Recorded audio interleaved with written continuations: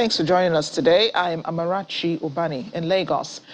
We begin with the Angolan President, João Lourenço, being invited as a leader of the Democratic Republic of Congo, Felix Tshisekedi, and his Rwandan counterpart come to the DRC for talks, preparing for talks on Wednesday, to discuss the activity in eastern DRC. According to state-owned news agency ANGOP, the talks in Luanda will be attended by Burundian President Evariste Ndayishimiye and former Kenyan President Uhuru Kenyatta.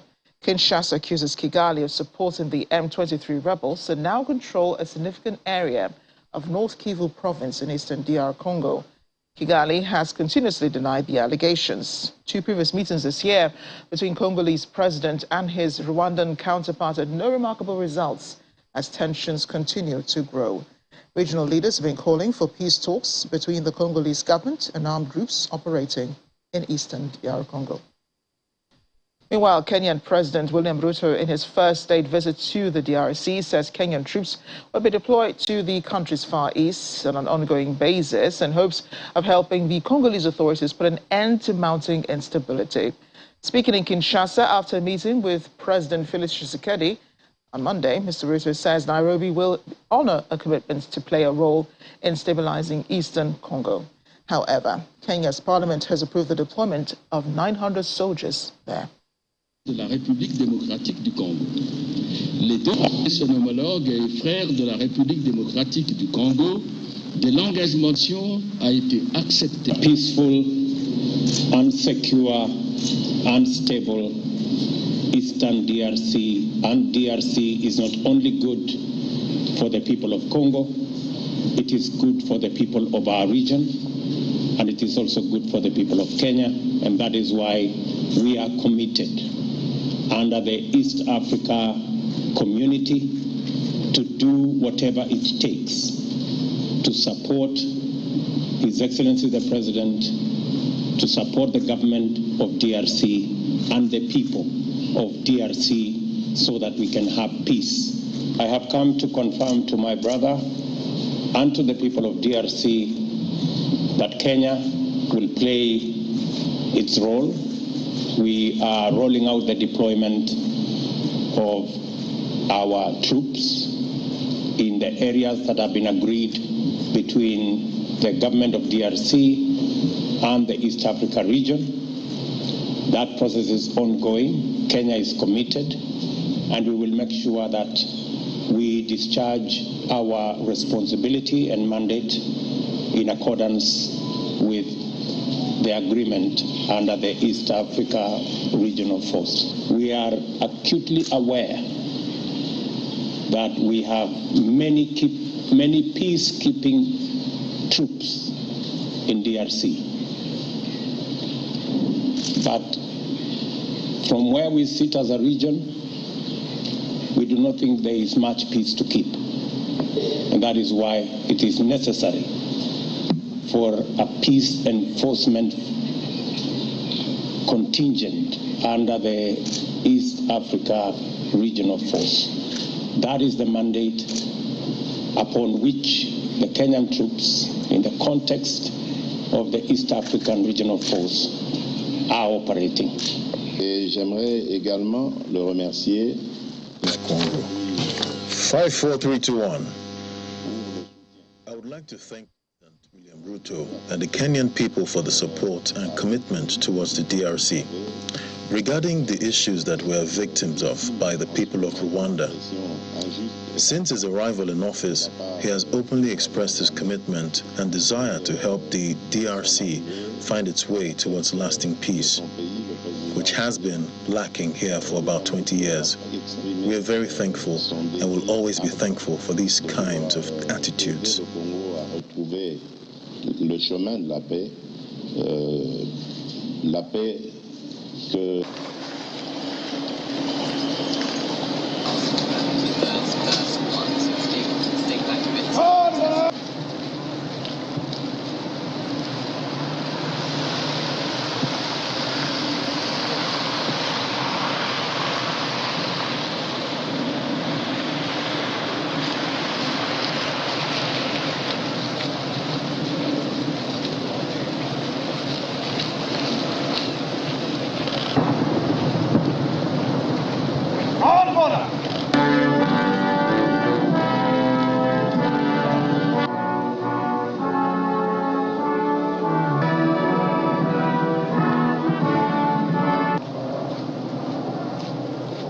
This happened much earlier today. King Charles III welcoming the South African President Cyril Ramaphosa to Buckingham Palace. The king rolled out the traditional pomp and ceremony for the event. There were gun salutes and a ceremonial welcome from the king and his wife, the Queen Consort Camilla, before a grand carriage procession along the mall to Buckingham Palace. President Ramaphosa is scheduled to visit Westminster Abbey to lay a wreath at the tomb of the unknown warrior and see the memorial stone for former South African President Nelson Mandela. He'll also address lawmakers in Parliament and meet Prime Minister Rishi Sunak.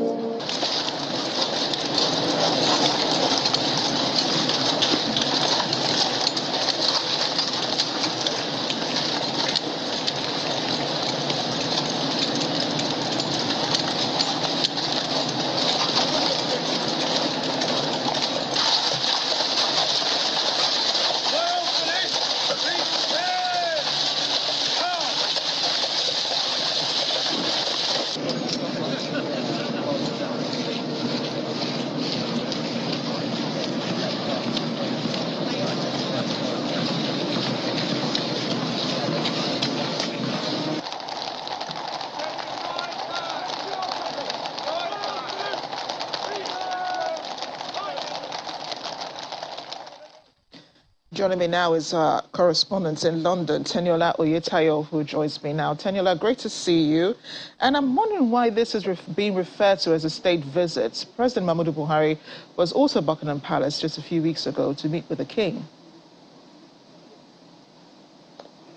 Hi, Rachi. It's good to see you as well. Well, it's an incredibly important visit, and it's the first official state visit for King Charles III, and also the first for the country in 3 years due to the COVID-19 pandemic. So we do know that President Buhari did visit the king, but it wasn't an official state visit. Well, let me just bring you some of the details of the state visit by the president. It's a busy day, busy two-day visit for President Ramaphosa. The Prince and Princess of Wales, William and Kate, greeted President Cyril Ramaphosa and his wife this morning on behalf of the king. And then just before 12 p.m., there was a ceremonial welcome with a horse guards parade and gun salutes from Green Park. Then about 2 hours ago, President Ramaphosa had a private lunch at Buckingham Palace with the king, and then an exhibition of artifacts relating to South Africa. Well, there are other events slated for today, including a visit to the House of Parliament, like you mentioned. But the main highlight of the first day of the president's visit is the state banquet that's happened this evening. We expect the king and President Ramaphosa to make speeches there, which will focus on the long-standing relationship between the United Kingdom, South Africa, and the Commonwealth in general. Well, we expect those speeches, of course, to be really short because they're at the banquet. But he's also scheduled to meet with Prime Minister Rishi Sunak. Any ideas, or what are you hearing as regards what they'll be talking about much later? Yeah, as much as there is a lot of pomp and ceremony with this visit, there's also a strong focus on business. As we know, South Africa is the UK's biggest trading partner on the African continent, and further developing these ties will definitely be high on the agenda when President Ramaphosa meets Prime Minister Rishi Sunak on Wednesday. That's tomorrow, and they are to meet at Downing Street. From what we've heard, Prime Minister Rishi Sunak hopes to renew the trade agreement between the two countries to include lower tariffs amid the UK's financial crisis. The foreign minister also said today that the leaders will discuss climate change and energy. And just to mention that the President Ramaphosa will also attend the UK-South Africa Business Forum tomorrow, and that's said to focus on investment, infrastructure and innovation, and also the impact that trade between the two countries bring. I can imagine many Nigerians in the UK cringing when you say that South Africa is the UK's biggest trading partner, because here the UK has always said that Nigeria is the biggest trading partner it has in Africa. So let's talk some more about the relations between South Africa and the United Kingdom. How will this visit reflect on that, and how will it impact further the relations going on between not just South Africa and the UK, but also the Commonwealth? Yeah, definitely. This visit highlights the importance not only of South Africa, but also the importance of the Commonwealth. We heard today that this visit has been in the pipeline for quite some time now, even before the death of the Queen. I think plans for it started in September. But it's a big moment for both countries. This is the King's first state visit as the head of Commonwealth, and it's really aimed at sending a positive message about strengthening relations, especially, as you know, with the passing of the Queen and questions arising about the role of the Commonwealth. So as we wait to hear what the King says this evening, I think it will really be focused on reinforcing his vision for the Commonwealth in his new role, and also the strong relationship with South Africa.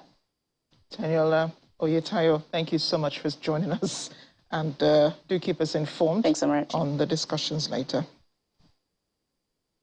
And in the meantime, the UK's Foreign Minister, James Cleverly, says Britain and South Africa will discuss climate change, energy security and other issues during President Ramaphosa's visit. Britain hopes the visit, which had been planned before the death of the Queen in September, will strengthen trade and investment ties between the two nations and show the importance of links with the Commonwealth of Nations, the international organization which King Charles now heads. Today I had a breakfast meeting with Foreign Minister Dr. Pandor of South Africa, and we are welcoming today the President of South Africa on a state visit. And this is fantastic.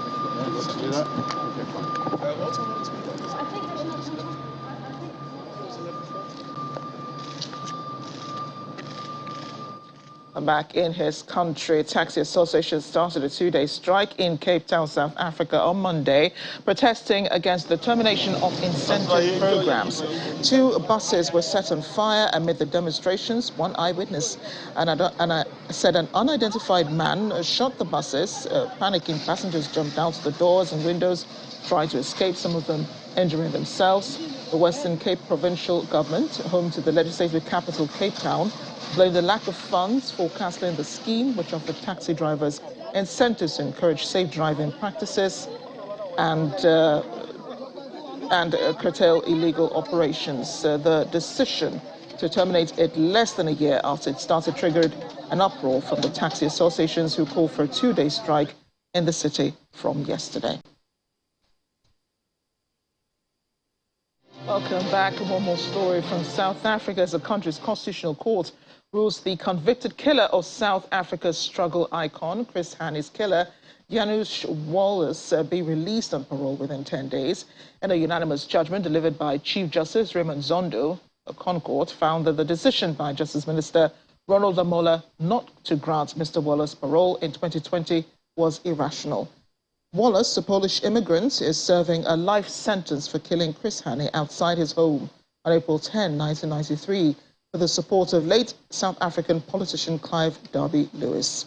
Wallace has served 28 years of life sentence for the murder of the party leader and the chief of staff, Umakonto Wesizwe, the arm wing of the African National Congress.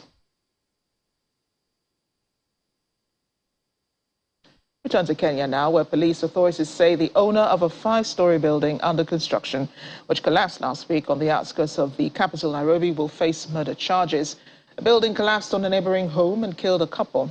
According to the police, the owner of the building was arrested on Monday, and this is his main airport, while attempting to flee the country. And in this, she will answer to the offences of criminal negligence and to murder. 4 county government officials from the planning department will also face similar charges. However, the owner of another building that collapsed on Monday morning after tenants had been evacuated will be charged for the offence of constructing a building without requisite approvals. The military rulers in Mali have banned all non-governmental organizations and humanitarian groups that are funded or supported by France from operating in the country. In a statement, the junta says the move followed France's decision to stop development aid over Bamako's alleged use of paramilitaries from the Russian Wagner group. Mali's interim Prime Minister, Colonel Abdoulaye Maïga, denied those accusations, saying they were aimed at destabilizing the country. Mali's foreign ministry described the French government as dehumanizing aid for our people and said France was using the funds to blackmail governments and support the terrorist groups in Mali. The ministry said it had, in response, decided to ban with immediate effect all the operations undertaken in Mali by NGOs funded or technically supported by France, including humanitarian organizations.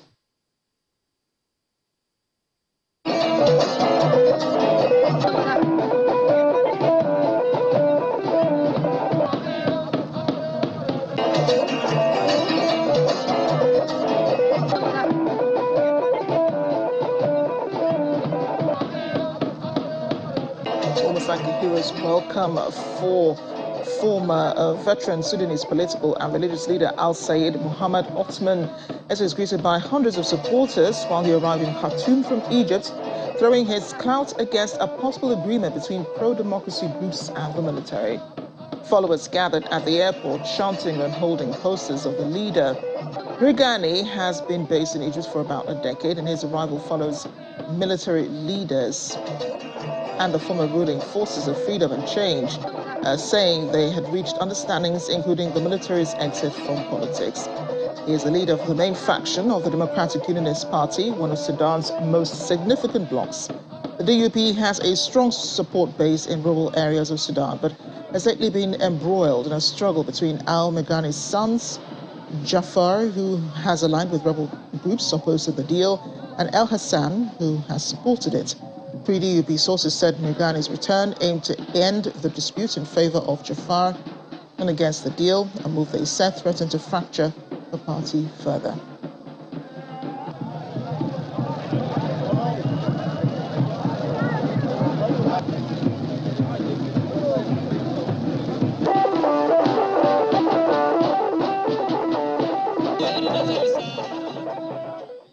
Uganda's health ministry has denied claims the running event held last week at the capital Kampala was an Ebola super-spreading event. In a statement, the ministry said no participants at the marathon presented any symptom of the deadly virus. The statement adds that no Ebola case had been registered in the capital city beyond those already under quarantine. The country is grappling with an Ebola outbreak that has so far killed over 50 people. Schools have been closed and a lockdown imposed in 2 districts thought to be the epicenter of the outbreak. Authorities, however, say that efforts have been made to prevent the exportation of the virus to other parts of the country.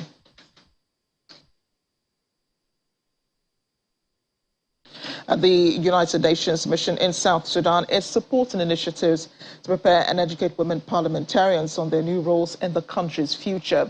The Women Caucus is a non-partisan organization that aims to bring together all women parliamentarians to work for the development and promotion of all women within South Sudan. They convened a 3-day conference to initiate the Women's Caucus for the first time for the women at the Central Equatorial State level so that they could collectively stand on issues that affect women and girls. Ever since the major inclusion of women in the revitalized peace agreement, the United Nations mission in South Sudan has moved to support more initiatives like the Women's Caucus. This caucus is meant to strengthen women leaders with further knowledge and skills to effectively undertake the legislative, representative, and oversight function, particularly in women's rights and gender equality.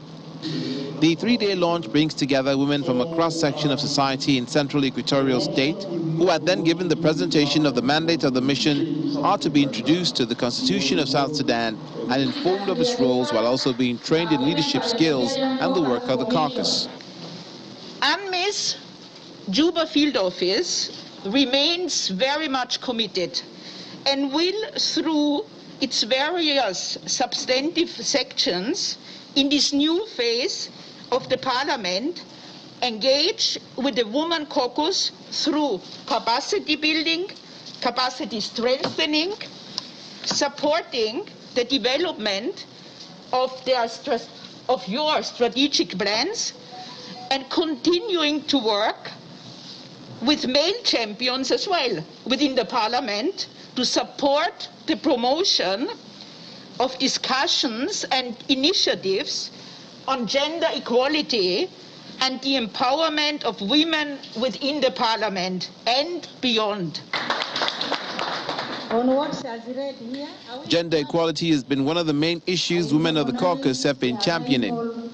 They feel that women are keeping the peace in South Sudan. It's important for us to have this caucus because of for us as women, we have women in the grassroots and we have women's activists that we need to sit down and embrace the peace together and move forward together as women of Central Equatoria State. So it is important for us to have women caucus, which is bringing women together at the grassroots level, and also we listen to their views so that we can be able also to represent their problems at our assembly. Our aim is to back up or to support issues that are related to gender-based violence.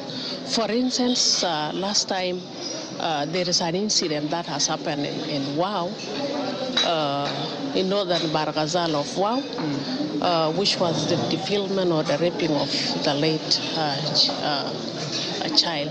So at that particular time, the Women Parliamentary Caucus came out and condemn that. So we are there to back up or to support issues, okay?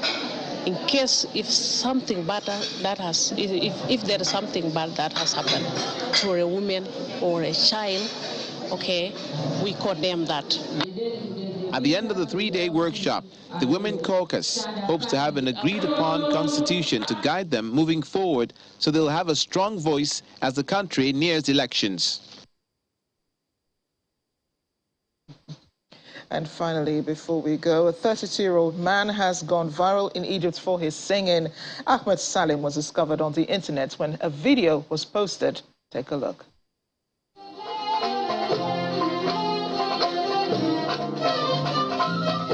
When Egyptian house painter Ahmed Salim posted a video of himself singing absent-mindedly while he worked, he never imagined that simple act would change the trajectory of his life. 2 years after he posted the video, a known poet shared it, causing it to go viral.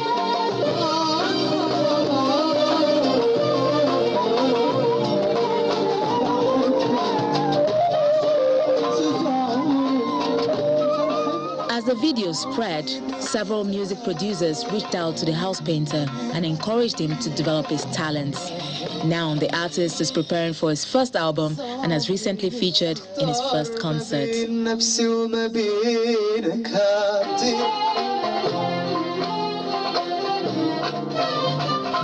The 32-year-old from Gabia, Delta City, worked for years as a house painter, just as his father did before him. He says he has loved singing since he was 8 years old, but never had the opportunity to showcase his talent.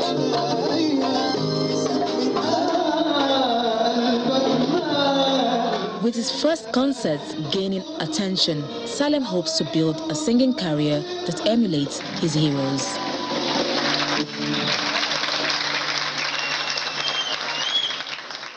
This is Network Africa Today. Thanks for watching. I'm Amarachi Ubani.